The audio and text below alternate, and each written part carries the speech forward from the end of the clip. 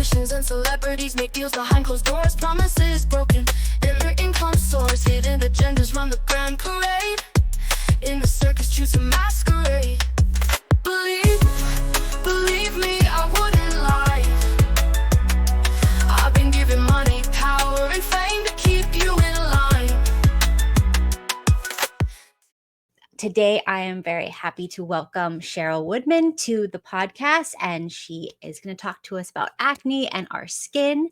But before we begin, could you tell us a little bit about your journey in becoming an acne expert and what inspired you to start Honesty for Your Skin?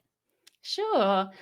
I am a scientist and I'm an award-winning skincare formulator as well. So that gives me a bit of a unique understanding of skin health from the inside out, but also the outside in. I had great skin as a teenager. I never experienced acne until I was in my late teens, early 20s. It was my final year at university. I was studying for a master's in chemistry, and I just started getting these breakouts around my jawline, on my forehead. Didn't really think too much of it because I hadn't had acne before. So I thought it's just one of those things that's probably going to go away in time. And it didn't. And over the coming years, it just started to get gradually worse and worse. And I was using those typical solutions you go for, first of all, like the salicylic acid face pads, drying face washes, which kind of feel like they help temporarily, but long term, they're just propagating that acne cycle. And then I remember I started my first corporate career job, and I remember my acne just getting a lot worse at that time. I would get these really deep cystic breakouts on my jawline, the ones that come up in huge bumps, really inflamed, and you can't cover them up with makeup. They're really obvious, really textured. And I remember just being sat in meetings feeling like nobody would take me seriously, and all anybody was going to see of me was my skin. And I realized how much it was affecting me emotionally and really impacting my self-esteem and my self-confidence. So I built up the confidence to go and ask for help. And my first attempt at doing that was to see a pharmacist. And I felt really vain for doing this because I thought it's not life-threatening. It's just my skin, but it's really affecting me. So I'm going to go and ask for help. And I remember his words so clearly. They were, "There's nothing that can be done. You're just going to have to accept and live with it." And in that moment, I remember it so vividly because it just felt my heart plummeted. And I thought, I can't have my skin doing this forever. I felt so helpless and hopeless. But it was the moment I said to myself, I'm a scientist. My skin's been clear before. It can be clear again. I just need to understand what's changed and reverse it. So over the next years, I dove into the scientific literature on acne and skin health. I retrained in that area, and gradually with changes to my skincare diet and lifestyle, I saw my skin clearing and becoming really resilient naturally, without those interventions that are classically prescribed by the doctor, like the pill or Accutane, spironolactone, antibiotics, but naturally. And that's now what I help other women to do, to heal naturally without what I would call plaster cures from the doctors that aren't confronting the root causes, but healing and confronting those internal imbalances so that other women don't have to feel like I once did, and they can get really clear, confident skin that they understand how to keep clear and confident. Similar story. I was on the birth control pill. I was on spironolactone. I was on all these things. And when I was on the birth control pill, it helped. But then I started getting the migraines, and my doctor's like, we had a lot of people get strokes on this. It's not really worth it. And then spironolactone, it makes you like swell up after you're on it for a while. So like that was just not it. So I figured everything out on my own as well. And it's just like really sad because I would go to the doctors and sometimes they'd be like, well, you can be on an antibiotic for the rest of your life. And I'm like, I'm pretty sure that's dangerous. Yes. Oh my gosh. It's really scary, the antibiotic usage and the guidance. It really depends who your healthcare practitioner is, because there's a lot of different advice. And I know from a client's experience, some doctors are pretty good with regulating the antibiotics, whereas just like you say, others are kind of told you can just be on this for life. And it's kind of helping, in air quotes, to maybe pacify some symptoms short term, but long term, there's the interaction with your gut microbiome, that long term antibiotic usage and what it does to the body. And and not having that knowledge and understanding of actually how to heal without side effects, because that's ultimately what it is. We want to heal without the side effects of those medications. Yes, we want to heal, not cover up things temporarily while it's getting actually worse in the background. Absolutely. So let's talk about some common acne myths. Is it that you're just washing your face wrong? Really good question. Absolutely not. And in fact, I have a bit of controversial advice on washing your face. This is where a lot of people go to, first of all, washing, the oil off of their skin because it feels greasy. And yes, excess oil production is linked with acne. However, washing it off of your skin isn't balancing the oil. It's actually only starting to degrade your skin barrier and also change a lot of the biology that helps to keep your skin resilient against acne. So, for example, your skin has something called an acid mantle, and that is really important for keeping the skin very resilient and clear and keeping the right bacteria growing on your skin. Just like your gut, your skin has this really beautiful tapestry of different bacteria that keep it very healthy and happy. When we wash our skin a lot, tap water is actually mismatched to our skin's pH level. So our skin ideally wants to be about pH 4.2 to 5. Studies have shown that when we stop washing our skin, naturally acidifies about pH 4.7. But tap water, especially if you live in a hard water area, it's anywhere over pH 8.5. So that washing increases the skin acidity, so it becomes more alkaline. And in that situation, acne bacteria love a more alkaline environment on your skin, whereas the good bacteria don't. So they start to slip away. And that really causes your skin to become very prone to breakouts. So actually that myth about washing your face, you're not doing it right, or maybe you need to wash your face more and get the oil off of your skin, can end you in quite a vicious cycle. And my controversial piece of advice is actually wash your face just once a day. In the evening, there's no need to be washing it again in the morning, so long as our bed sheets are clean, which for most people they are. And that's really going to help just protect the skin barrier. Just a small change that can work some very protective kind of magic behind the scenes.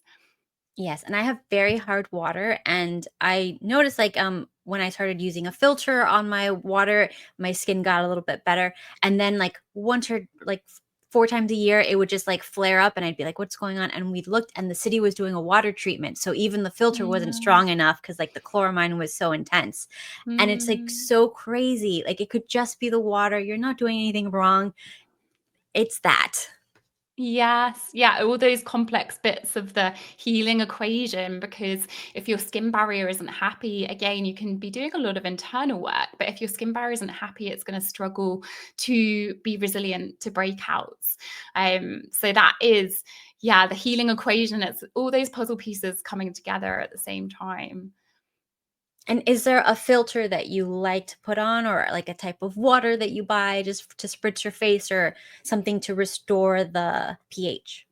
Yeah. So, my little tip for this is, instead of using water to wash your face in the morning, you replace that step with using something like a pH balanced toner. So, so it's not water, it's actually a product that you're using that is pH balanced. So, you know exactly what you're using on your skin, and it's just going to help refresh the skin in the morning, support the skin's acidity, whereas tap water is not going to be doing that. Interesting. Love it. Okay. So sometimes they say that if you try this new fancy skincare product, it's going to make your acne worse, but then it's going to get better. Is that true? Yeah, this is one of the biggest, mostly myths out there.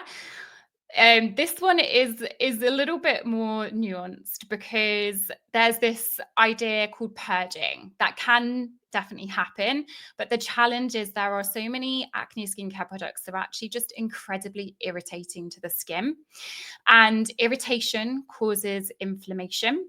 And acne is an inflammatory skin condition. So when we are adding something that is causing inflammation to the skin, that in itself can cause you to break out, and especially the very irritated, inflamed types of breakouts. Where we talked about the skin barrier before, that irritation also breaks down the skin barrier. So the bacteria that can be shielded against getting into deeper layers of the skin start to get into those deeper layers of the skin and cause more vicious infections that we see as much more inflamed acne.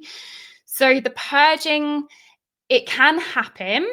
Purging can happen due to over-exfoliation or a product that is very much speeding up the skin's exfoliation cycle. So temporarily what happens is the pore becomes more clogged with dead skin cells, and that can cause the bacteria to get trapped, and therefore we see temporarily more breakouts while those clogs are working themselves out of the skin. However, a lot of products cause a lot of irritation when they do that. So actually you might be getting a small amount of purging, but you're getting a lot of irritation in the process. So for example, when it comes to acne skincare products, like retinoids, certain retinoids like tretinoin, can be highly irritating to the skin. If somebody had a sensitive skin type, there's no way they should never be using something like tretinoin, because it will just cause the acne to become worse. And the challenge is that the advice you might be seeing is that, yes, tretinoin can speed up your skin's exfoliating rate. It can normalize it. So it has that effect. So potentially tretinoin can cause purging.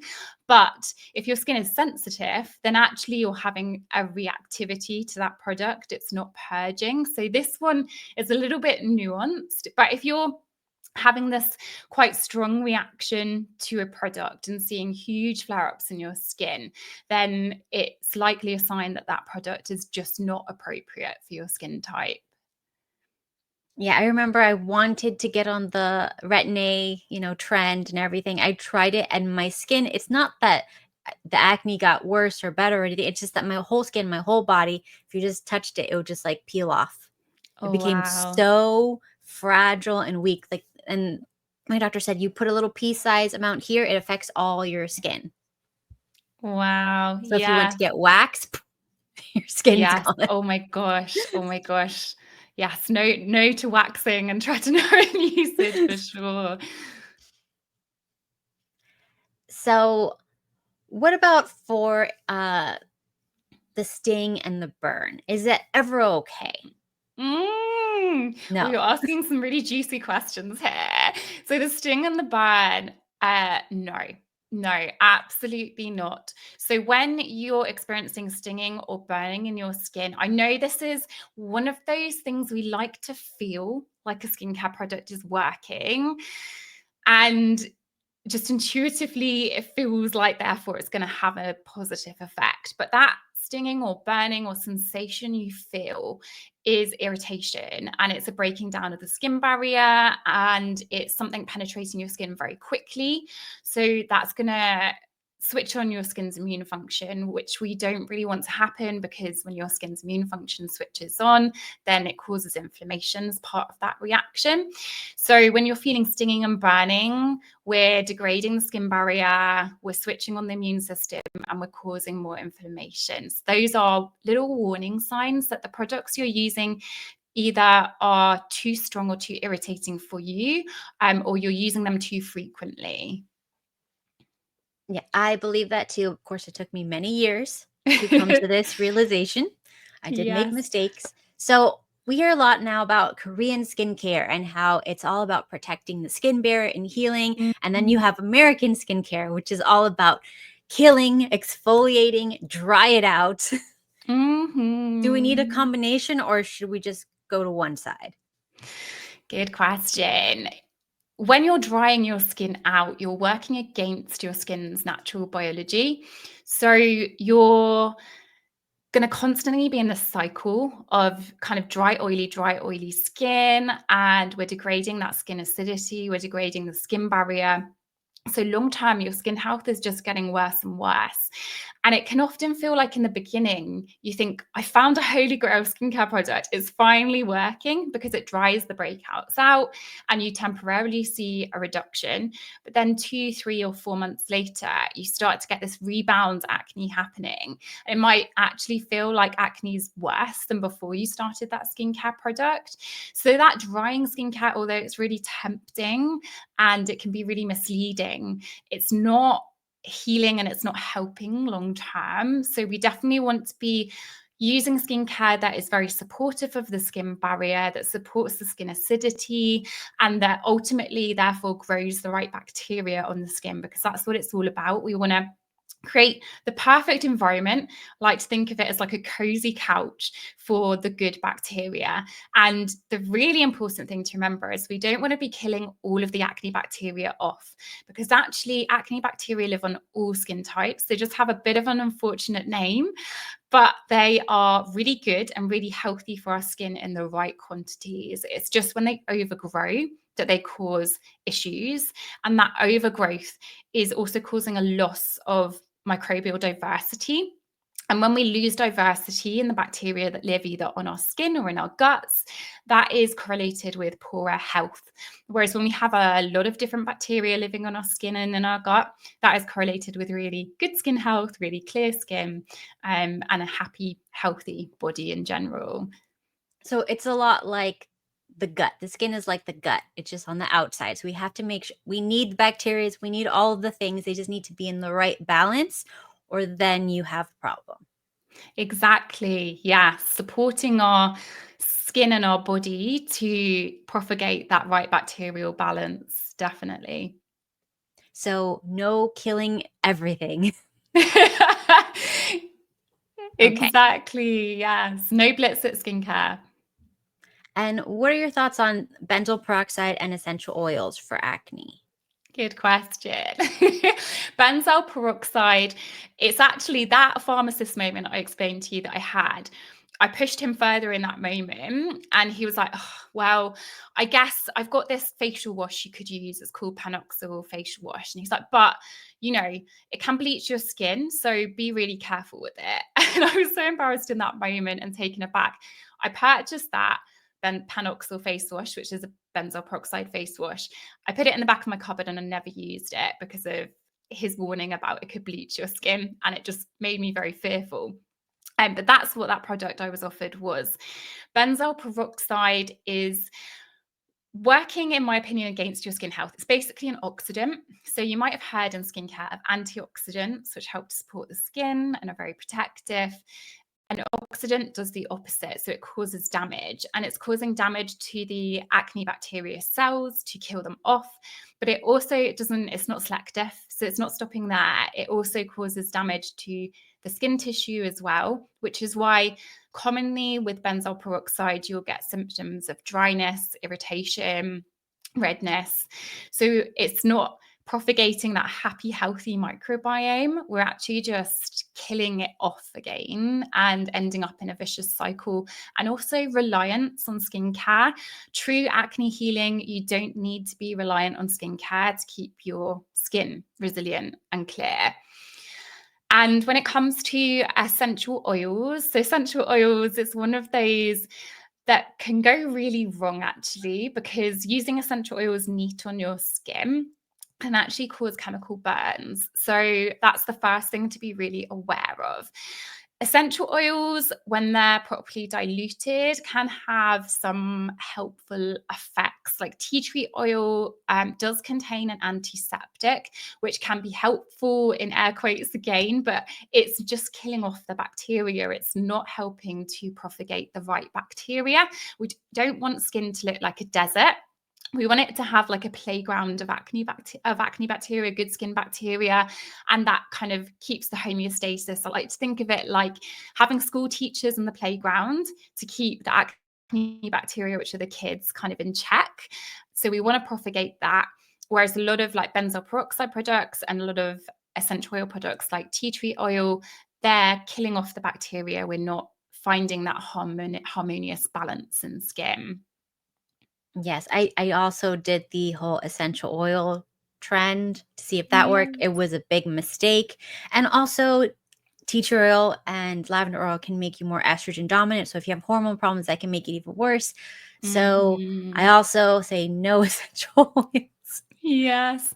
And it kind of feels really like when you're trying to heal your skin, you want to go natural because you're trying to support your body's natural biology. So it feels misleading. It's like, why are these natural products not helping me? And just understanding that little bit of science behind how things work can be so empowering, because then you can make the right selective decisions for your skin and your body. Exactly. So how long should anti-acne skincare regimes take to work?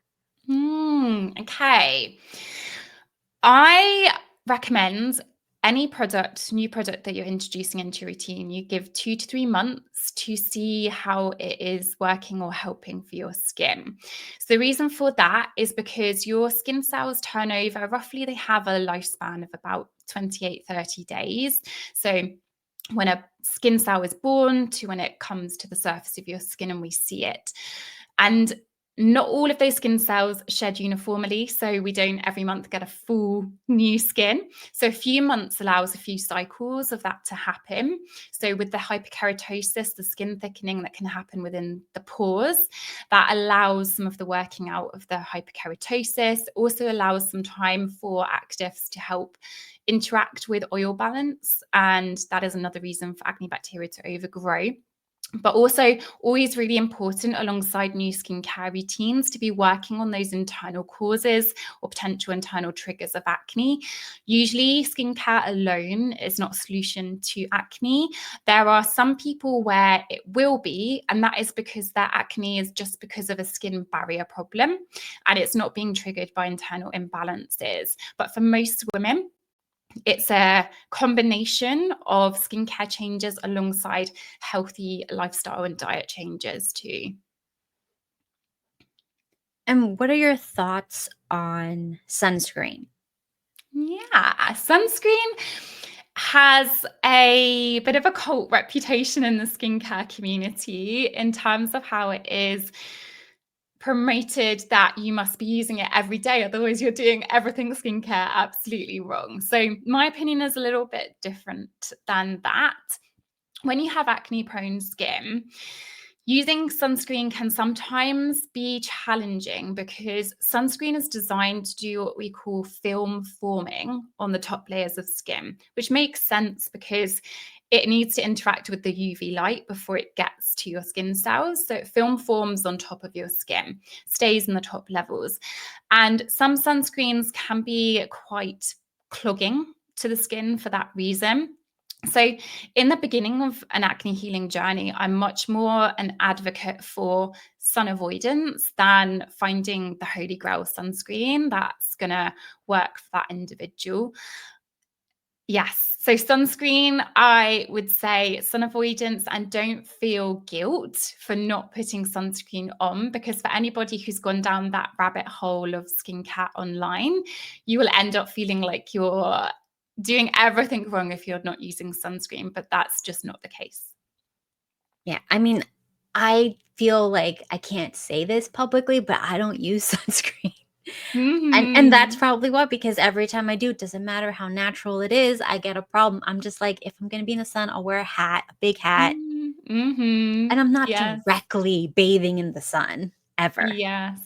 Yes, it's like healthy sun practices, isn't it? So we don't go out and sunbathe in those peak hours around midday, but having healthy sun exposure is really good for your body because you're getting that natural vitamin D production, which we only get by the interaction of UV light with chemicals in our skin that convert into vitamin D.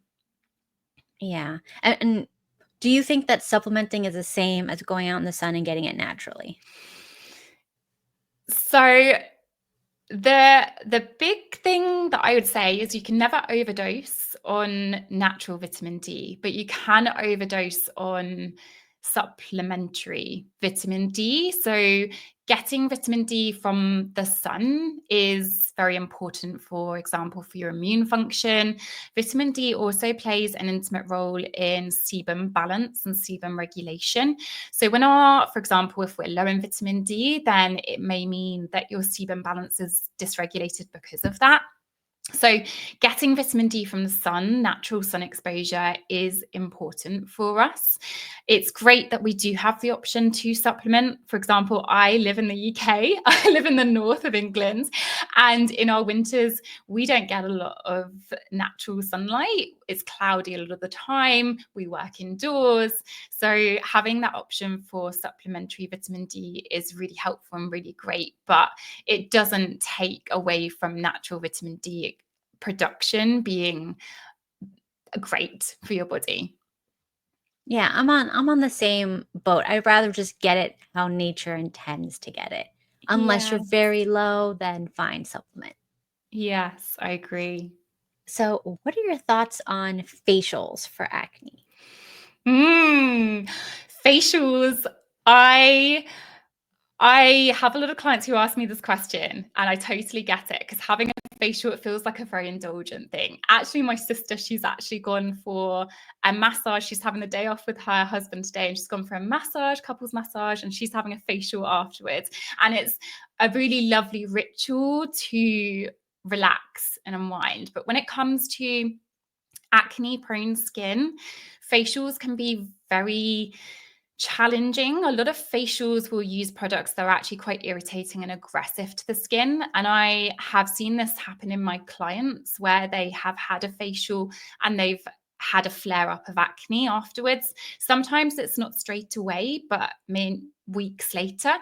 And that is because the facial has caused a lot of irritation and it's depleted the skin barrier. When we do facial treatments, a lot of the products that are used are actually very high strength, because you're just getting that one treatment.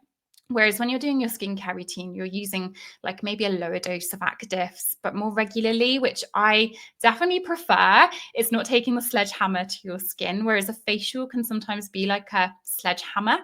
And when we have acne, even though you might not feel like your skin type is sensitive, acne can be very reactive to irritation. So even though you might not be getting stinging and burning sensations, anything like this happening, the fact that you are experiencing acne is already telling us that your skin has a degree of sensitivity there. And when it comes to facials, you should definitely be treating your skin type as sensitive.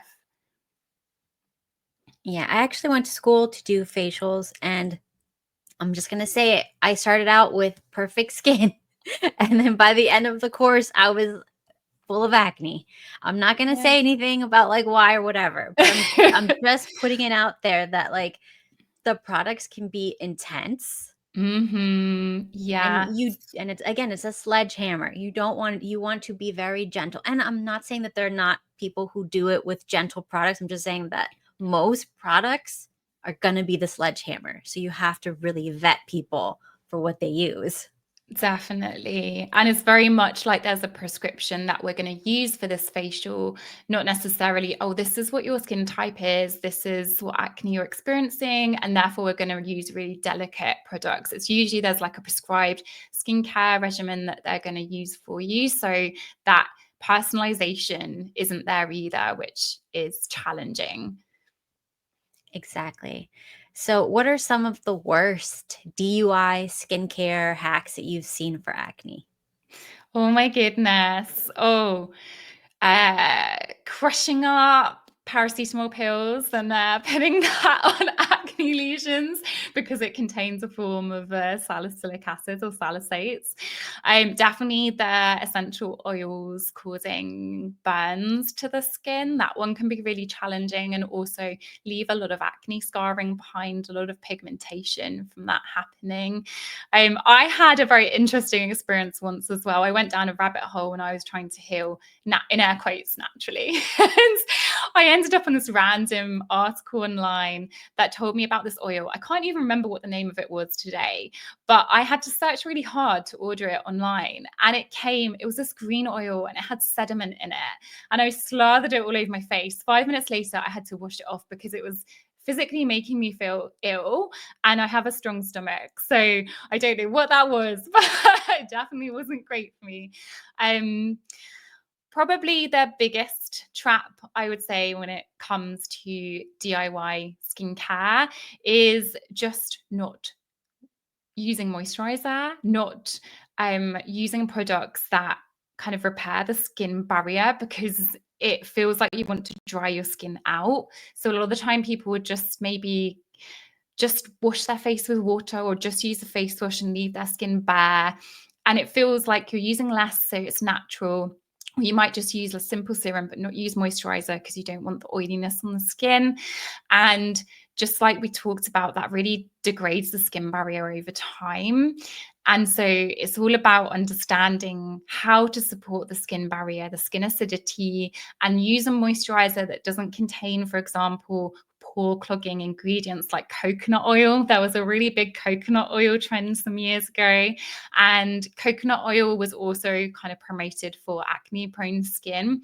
Coconut oil contains lauric acid, which does have some antimicrobial activity. However, it's also highly pore clogging and has high pore clogging potential.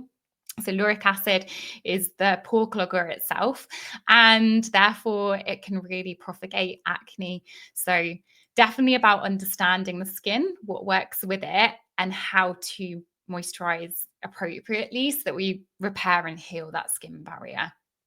Okay, excellent. Because I got into fights with people about coconut oil. I'm like, not for acne prone skin. And they're like, no, it's natural. I'm like, stop. It clogs.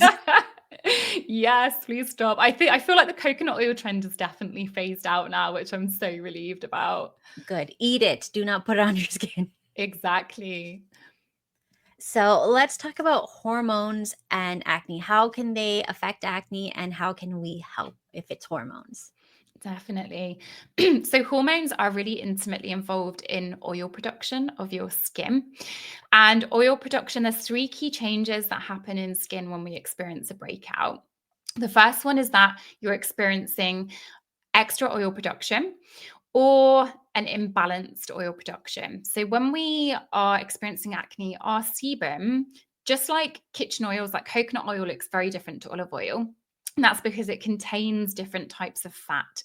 And your sebum contains many different types of fat, one of which is oleic acid. And oleic acid is a stickier kind of oil, and it really breeds the acne bacteria, whereas there are thinner oils like linoleic acid that are much more supportive of good microbiome.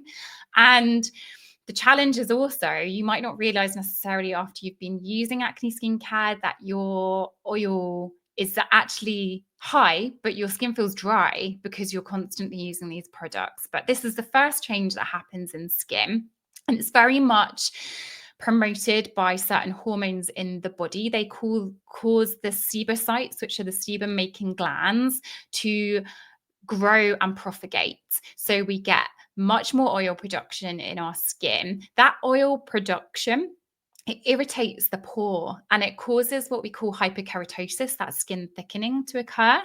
And then the knock-on impact is that our skin barrier gets leaky and bacteria from the environment get much more deeply into our skin, which triggers our immune function, and we get a lot of red angry breakouts because of that. So when it comes to hormones, it's really important. Very oily skin is a symptom of hormonal imbalance happening in the body. Androgens are most commonly associated with that excess oil production. Sometimes oil production can happen because of other hormonal imbalances that are causing inflammation in the body, because that inflammatory balance in the body can promote oil production as well. But most commonly is those androgen hormones happening that are promoting oil production. And diet is very important for supporting healthy hormone levels and balancing those androgen levels in our body. There is a hormone called insulin. And insulin is what our body releases in reaction to sugar in our bloodstream when foods break down sugar in our bloodstream. And that insulin hormone can tell your ovaries to make more androgens. So that adds to this androgen burden in the body, especially at that time of the month when estrogen and progesterone levels fall off just before our periods. And that promotes a lot of extra oil production in the skin. So people who are experiencing flare-ups just before your period, but maybe all the way through your cycle, but you get a flare up at that time, that is a strong signal that your acne is due to androgen hormones. And I heard that if it's unbound, whatever, testosterone or something like that, I forgot what it's called, something. Are you talking about sex hormone binding Yes. globulin? Yeah. Yes. If it's unbound, then you can like get it out with resveratrol and green tea extract or something like that. If you take those supplements, that's what I heard. So green tea and so green tea, it is what we call a 5-alpha reductase inhibitor. So there's this enzyme in the body and in the skin. So your skin can locally make androgen hormones, which is actually where a lot of women are misled when they're having blood tests that tell them that androgen levels are normal. Because, well, first of all, the ranges are very wide. So it might not be normal for you as an individual. But secondly, your skin can make androgens locally.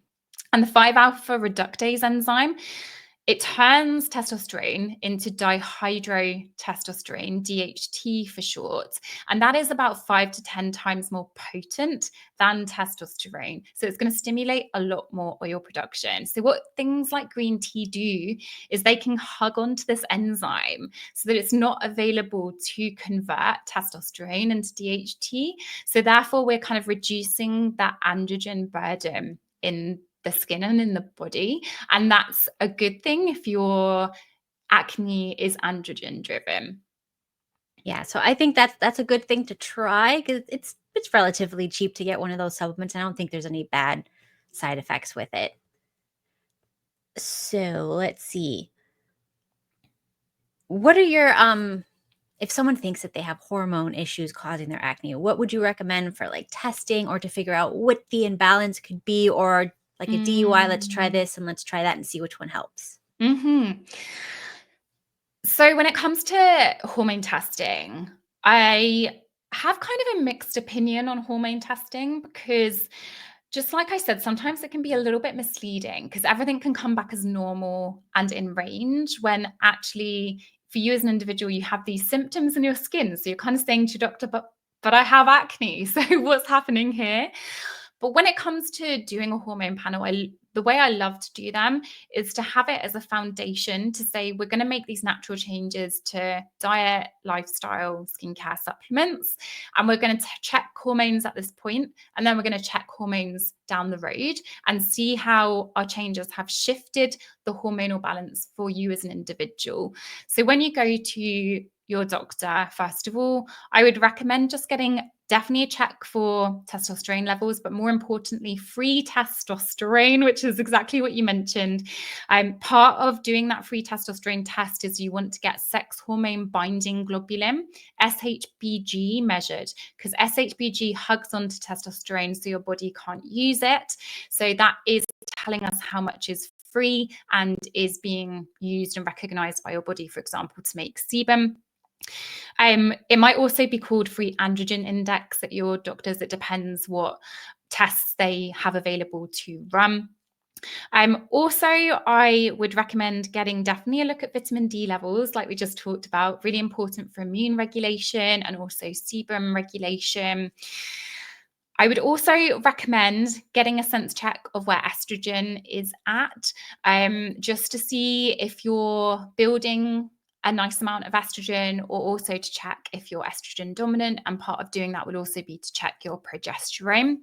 It really, at this point, is about how willing your doctor is to run some tests for you, because when you start to rack these up, your doctor might start to push back. But if I was just going in first instance, I would say definitely testosterone levels, free testosterone, sex hormone binding globulin. Those are your three that you definitely want to get run to just sense check where you're at.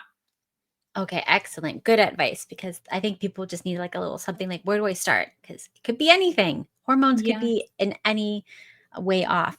So let's talk a little bit more about diet. So what can we do about diet, like specifically? Should we just get rid of gluten and dairy? Will that help? What should we do? Yes, it's really overwhelming when you're searching for clear skin diets online, and there are so many different approaches to diet. And it's really when I work with people in my acne clinic, I like to work with them as individuals and kind of assess where they're at with diet, what their approach is to diet, because that's really important. Because, for example, a lot of people get very restrictive with diet if they've tried a lot of kind of acne cures on Google, and they can end up in this situation where diet and avoidance is causing a stress to their body.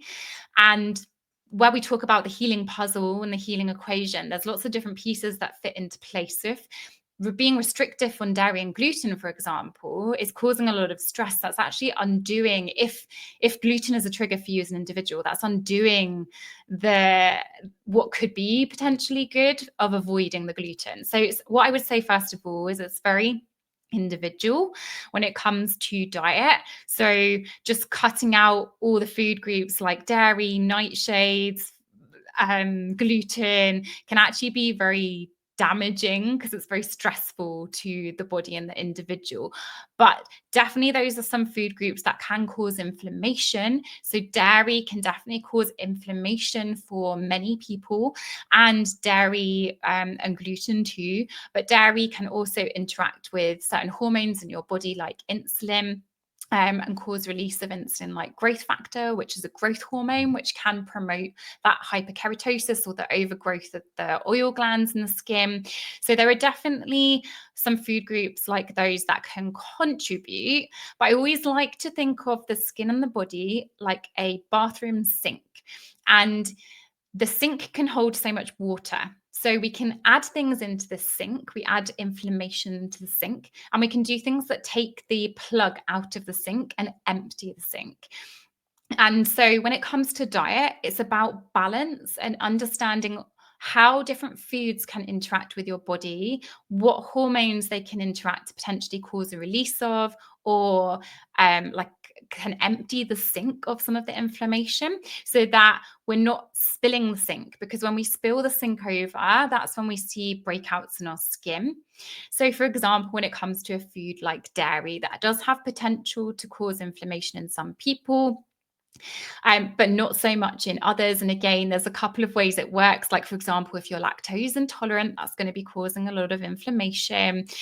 Or if it's primarily working through the insulin pathways in your body, if you're very sensitive to the growth signaling of dairy, or there are some proteins in dairy, like casein proteins, that can cause inflammation for some people. So it's definitely nuanced and about understanding how certain foods can add inflammation to your body and what foods can take inflammation out of the body, so that we can have that balance where somebody is able to enjoy their food, able to go out for a meal with their friends and enjoy that really important socializing and just blowing off steam and not worrying and feeling like they're having to be restrictive with what they're eating. Okay, I can see that. I remember when I started my acne stuff, I got out gluten and the dairy and the nightshades and blah blah blah, blah, all the things. And then I realized the only thing that really helped was just eating whole foods. Mm, And yes. like I couldn't go out to restaurants. I still can't go out to restaurants. If I go to a restaurant and I go, okay, I'm gonna go to a restaurant, I'm gonna get a flare up. There's nothing I can do about it. I'm not in Mm, control of what they put in the food, like whatever mm, preservatives or additives, I have no control. So I just know it'll happen, and then I know how to fix it because I just go back on mm, my diet. I just do the right things and then it goes away. But like mm, it's part of modern life. We don't mm, live in like a very great environment. The food is not as nutrient dense as it used to be. So we have to kind of like, okay, look, I'm going to go out with my friends. This is for my social stuff. This is to mm, give me my mhm, social whatever for life. And mhm. then whatever. And it's fine. It's fine to have balance. And sometimes you're going to have a flare up and it's okay. Yes, and I think having that understanding, like what you're describing to me at the moment, is that understanding of what's caused a flare up for your skin. So it's not random to you anymore, and you know how to heal your skin and your body, which is definitely more freeing than being in that situation where you're not yet understanding what impacts and what triggers your acne or your body to make more oil production. So having, just like you described, that understanding of your acne triggers is so important and so empowering and so freeing. Yes, and it's fine and it happens. So I want to ask you about fungal acne because there's a lot of people who are Okay. like, I think I have fungal acne. It's Yeah. fungus. It's irritating and like, when you're in the sun or whatever, it flares up even more. Is that Yes. real? So fungal acne, yes, it is a thing, but it is very rare, very rare. And definitely, again, the Google rabbit hole for acne. If you feel like nothing you've tried works, then it can be very tempting to be like, well, I must have fungal acne. This is why things aren't working. Fungal acne can definitely be a thing. It's caused for slightly different reasons then. So we've not got that necessarily the overgrowth of the C. acnes bacteria, but we've got a fungal overgrowth on the skin. So just like we've got an environment of good and bad bacteria on the skin, or potentially bad bacteria and a lot of good bacteria, we also have funguses that live on our skin as well. And sometimes they can overgrow and then cause symptoms. However, fungal acne is very rare compared to traditional acne. And sometimes the skincare routines for fungal acne can be very damaging, especially a lot of the time you'll see like the kind of anti-dandruff shampoos that are quite harsh to the skin recommended as a treatment, and they do a lot of damage to the skin barrier and the skin acidity. And a lot of the time people who are using these interventions don't have fungal acne in the first place. So yes, fungal acne is real, but it's relatively very rare compared to traditional acne. Yeah, I mean, and there's so many. If you even want to try it, please do not put shampoo on your skin. They have like these Yes. very natural soap bars that have like the perithrin zinc, whatever it's called. It's a little bit, and you can see if that Pyrothionein. helps. And it's got nothing harsh in it, so Mm, it's not like the shampoo. The shampoo is crazy. Do not put mm, that on your face. yes. Agreed. So, are there any new emerging acne treatments that you're like excited about? Like maybe like the red light therapy or like, I don't know, Mm. some crazy lasers that we don't know about. So there are new therapies. I would say I'm not necessarily that excited about them. So let me explain a little bit. So for example, there's a new one called Clear, which is a laser treatment, and it specifically targets the oil glands. So it's killing the oil glands so that we reduce the oil production, therefore the acne bacteria don't overgrow and symptoms can temporarily resolve. And so this is a new treatment, and some of the photos, before and afters can look amazing. And when you're kind of stuck in that cycle of acne, seeing those results, when you just want to get out of this cycle and you're desperate to feel better and more confident in your skin, can be so tempting. But the challenge with a treatment like that is we're not getting to the root cause. So we're not understanding, why is our skin making more oil in the first place? Why are we breaking out? Is it hormonal imbalances in the body? And those are really important to identify because that's supporting your internal health. So a lot of my clients, for example, they have acne. And this is like the part I love about my job, because they come to me with acne, but also in the background, they're having really severe period cramps. Their periods are really heavy. They have energy crashes, brain fog, poor sleep, and they might suffer from low mood, all these other symptoms in the background, like gut issues as well. They're coming to me to heal acne, but as part of the healing process, we're healing the body health too. So their periods become more normal. They're not experiencing period cramps anymore. They don't dread their cycle coming, and we're having better gut health. So the silver lining when you identify those real root cause triggers of acne is your body health heals too. Whereas when you go for a laser treatment like Clear, we're not identifying those imbalances in the body. We're not healing the root cause.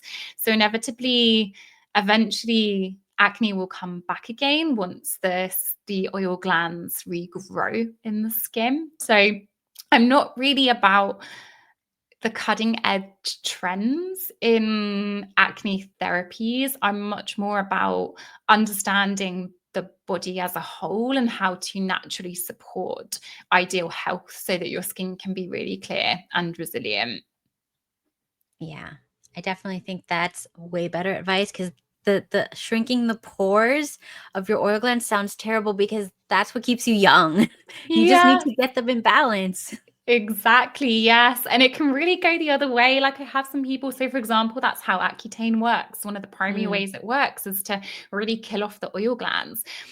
But then you end up with these side effects where you're so conscious of your skin because it feels so tight. Any facial expression, it can be very painful and you've killed maybe the acne temporarily, which you therefore don't feel as self-conscious about. But now you feel so self-conscious of this tight, horrible, dry feeling in the skin. So yes, moral of the story, let's balance the oil production and keep the skin healthy. okay, excellent. So, what do you think about makeup? Is this Mm. terrible for our skin? Is this just gonna make us blow up with acne? I love this question because I feel like people always expect a skincare expert to say makeup is really bad for the skin, stay away from makeup, it only clogs your pores. But that is not the case. The right makeup is definitely okay to be using. Just like there is skincare, we talked about coconut oil blocking pores. There is also makeup that contains ingredients that with potential to block pores or to not be supportive of the skin barrier itself. And actually, the right makeup can be very helpful and is actually, I'll surprise you, recommended in some science papers like BB creams, CC creams, foundations, literally in science papers, because what they do is they form like a bit of a shield. So one of the changes in skin where the skin barrier gets leaky and our skin is therefore getting a lot of stress from the environment, and that raises inflammation levels. Whereas when we're wearing makeup, it's forming a bit of a protective barrier. So that helps to reduce the stress from the environment. And whenever we're doing that, our skin is going to heal more quickly. So just like there is skincare products that are great for acne prone skin, and there are products that are very much should be avoided for acne prone skin, the same is very true for makeup. Makeup is actually just like a skincare product, but with pigments inside of the product. So the right makeup definitely is okay for acne prone skin. Yeah, I mean, when I went on this, I think in 2020, I stopped using all my Mhm. products, and I'm like, I'm just gonna use one at a time to see which is causing the problem, because I wasn't going out. So I'm like, I have the time to experiment. No makeup, no Mhm. nothing. And without using any products, after a few months, it was pretty clear. Everything was pretty clear. I'm like, Mm. okay. So now I know it can be clear.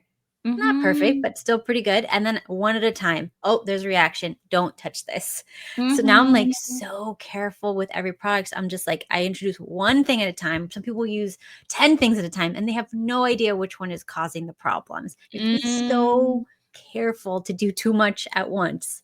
One thing at a time. Definitely. I completely agree. And that is exactly the way, as part of when I work with a client, I'd create a routine for them, a skincare routine. And I always give them steps. So wait 5 days between adding this product in and this one, or wait 3 days between this one and this one for that exact reason. Because, first of all, acne prone skin, I mentioned treating it as a sensitive skin type. So we kind of want to tiptoe new skincare products in anyway, because just change can upset a sensitive skin type.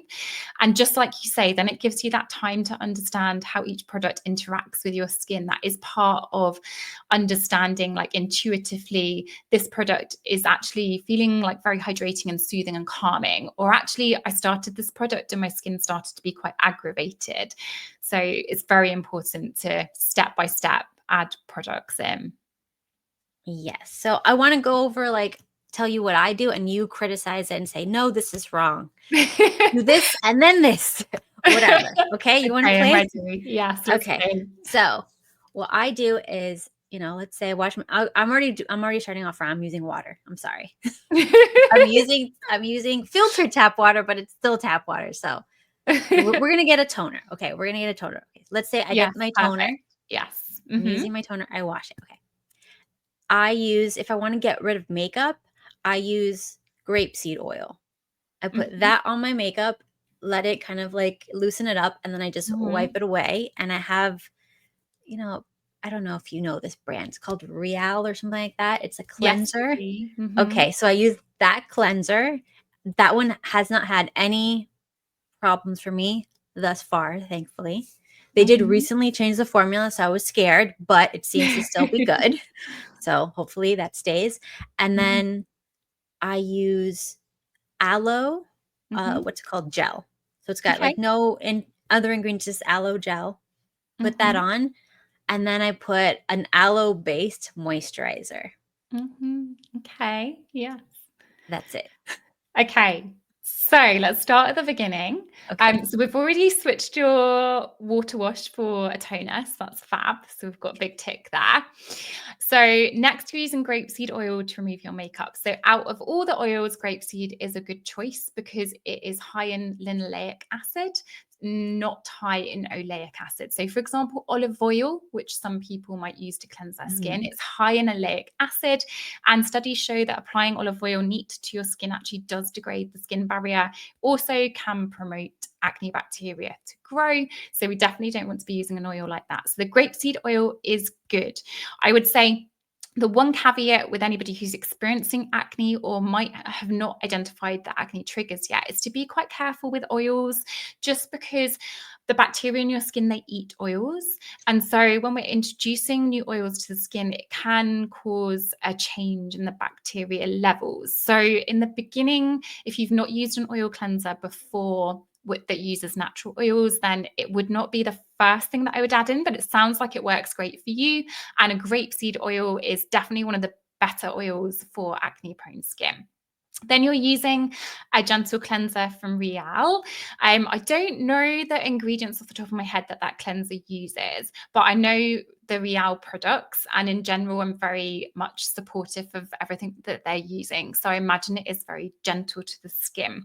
When it comes to cleansers, a really important tip is to look out. So this is going to sound a bit tacky when I first say it, but I'm going to explain.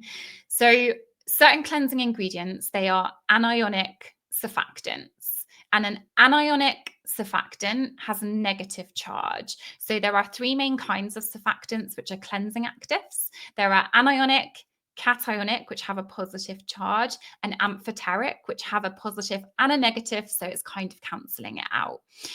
The anionic group are the most harsh to the skin. So most people have heard of sodium lauryl sulfate, SLS. So SLS is an anionic surfactant. So these are the most irritating to skin, and they can really degrade the skin barrier. They look a little bit like tadpoles. They have the molecules have a head that can dissolve in oil, and then a tail that can dissolve in water. So it allows the cleanser to wash grease away from the skin. However, they can also wedge themselves into the skin cells, in between skin cells, which upsets the skin barrier. So we want to be avoiding cleansers with anionic surfactants in them. And that tends to be any name that has sodium in front of it. That is quite a long name. So that doesn't include sodium chloride because that's a bit different, but sodium lauryl sulfate, sodium laureth sulfate, anything that has the sodium before is an anionic surfactant most of the time. So avoid those in cleansers because they are harsh. But the Real products, I don't know the ingredients in that product off the top of my head, but that would be what I'd be looking for when I look through the ingredients. So whenever I work with a new client, I always ask them for their full skincare routine, and I look through all the ingredients that are in those products so I can understand where their skin health is now, and if their skincare routine has been potentially worsening the skin barrier health or the skin acidity. And it gives me an idea of how much of the symptoms are being driven by internal causes and how much might be driven by external causes. And then you're using an aloe serum, and Aloe is a great ingredient. It's soothing to the skin, so that's really great. It's anti-inflammatory, so it's helping to empty some of that inflammation in the skin. And it's also nice and hydrating as well. And then I wouldn't be able to tell you too much about the aloe-based moisturizer without knowing its ingredients. But the things that I would be looking out for in a moisturizer for somebody's skin type who had acne-prone skin is that it's very soothing to the skin, that it is hydrating and supportive of the skin barrier. So ingredients like ceramides in moisturizers can be very helpful because ceramides are part of what form our skin barrier, as well as actually this buzzword gets a bit of a bad opinion, but cholesterol, ceramides and fatty acids are what form our skin barrier. So I'd be looking for something that was very skin supportive, but isn't adding pore clogging or oils that have potential to breed the wrong bacteria in the skin. Okay. So yeah, everybody's always like, because I'm old. People are like, oh, well, you look pretty good for 40s and stuff like that. So what do you use? And I'm like, I don't use these harsh, crazy. I can't do it. Like I'll Yeah. get acne. And Yeah. there was that. Remember the snail thing? I don't know what it's called. The Snail snail mucin. mucus, whatever it's called. Oh my Mhm. gosh. So this is the rage. So I put it on immediately, itching, flare, and it was natural Mhm. except for that one ingredient. So it's Mhm. mainly that. And oh my God, I had to take it off and it was like itching for days. And I'm like, I can't do this. Mhm. Sometimes these fads, everybody's like, oh, this is the holy grail. No, this is gonna fix everything. And they're just too Yes. much. There is so much. And when you have acne and you're just looking what helped somebody else, you think it's going to help me. And that's part of the challenge because everybody's skin type is so individual. And what's worked for somebody else may not work for you. Actually, probably has a higher potential not to work for you as an individual than it had to work for them. And yes, it's about understanding your skin health and what can really support that instead of following those trends that can seem really exciting and yeah, really indulgent sometimes, but just aren't appropriate for that individual.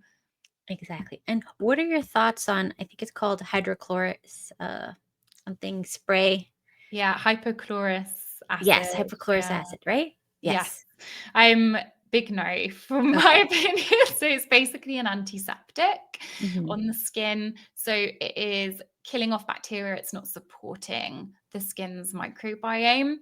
The only ingredient that I know of as a scientist that actually has more of a selective Mhm. bacterial effect on the skin is colloidal silver.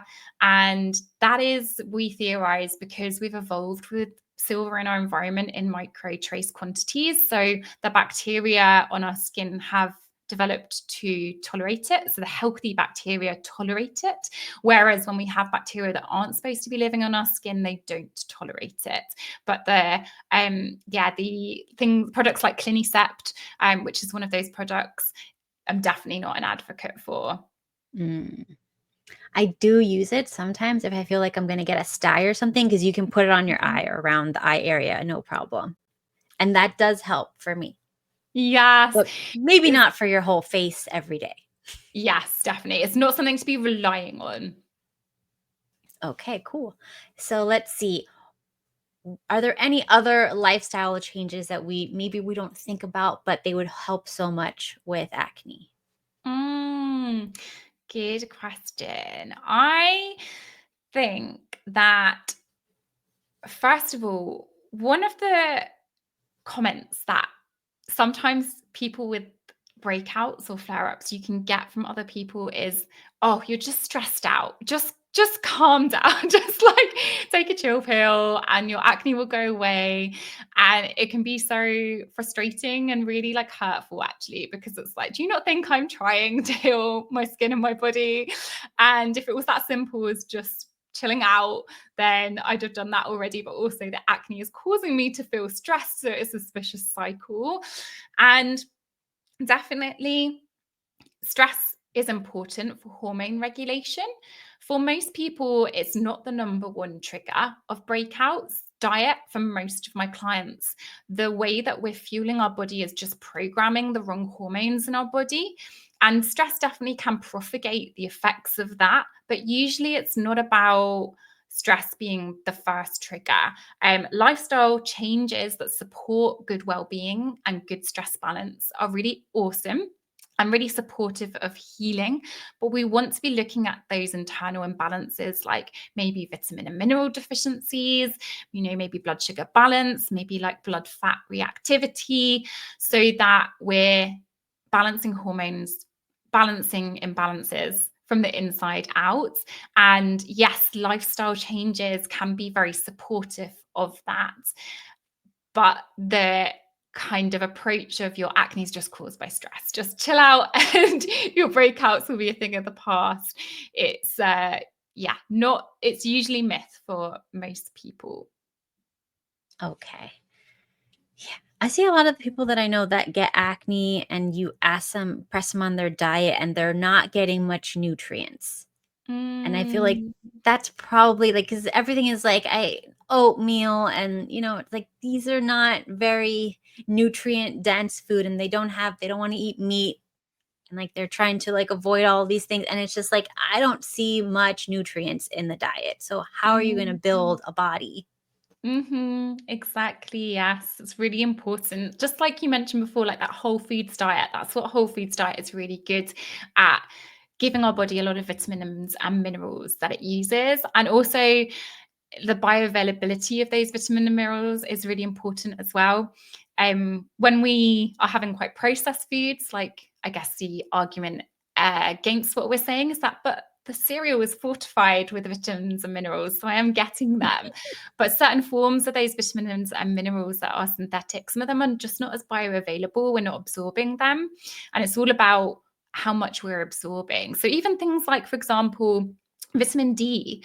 Vitamin D is a fat-soluble vitamin. So if we're not having vitamin D with a meal that has healthy fats in it, then we're not absorbing a lot of that vitamin D. So it's really important how you're having the foods as well, what is supporting the absorption of vitamins and minerals. Yes, and avoid low fat stuff. We've Mhm. moved past low fat. We don't want we want healthy fats. Agreed. Absolutely. So tell us a little bit about the acne clinic and your 1-to-1 coaching services and your course, the Acne Warrior. Tell us all the things that you do and how we can find you and work with you. Sure. So I work with clients one-to-one in my acne clinic, and that's where I'll work with somebody over a period of 6 to 9 months, usually, with one-to-one spaced out in between that period and my email support in between, so that we can really get to the bottom of those root causes of that acne. And I can help that individual, that woman, to feel really empowered to understand how to care for their body and what is really triggering the acne and how to heal it and keep resilience and skin long term. And then I also have a course called Acne Warrior, which is helping people, it's basically teaching them to identify their root causes of acne. And that's something that I would recommend for anybody who hasn't yet worked with a nutritionist or somebody in the holistic health field, to enroll in my Acne Warrior course first. But somebody who, for example, has tried a lot of acne interventions and has worked maybe with a nutritionist or somebody in a similar field before and still hasn't seen that healing in their skin, that's when I'd recommend they come to work with me one-to-one in my acne clinic. Okay, excellent. So I'm going to put all the links so that people can find you in the show notes. And is there anything else before we go that you'd like to leave people who maybe are struggling with acne right now? I would say it's really important to remember that you are beautiful with breakouts and you're beautiful without breakouts. So breakouts don't define your beauty. I know that they can be something that our brain just loves to draw our attention to, but always remind yourself you're beautiful with breakouts, you're beautiful without breakouts, you're beautiful. And acne is just this smoke signal. It's just asking, it's our body's way of communicating, asking us to pay attention, to heal these imbalances so that we can be our happiest and healthiest self. So you're beautiful with breakouts, you're beautiful without breakouts. Acne is just a guide to the best health. That was wonderful. And it's been great having you today. And I think we are helping a lot of women today that are struggling with acne. So thank you again for being with us. And everyone, like, subscribe, and share, and go check out Cheryl. Thank you. Thank you so much, Kat. Start the revolution, let the truth begin. Wake up, they're feeding lies. Control the media's got you hypnotized. Trust authority, they'll take your soul. Break the chains, find your own control. Wake up, they're feeding lies. Control the media's got you hypnotized. Trust authority, they'll take your soul. Break the chains, find your own control.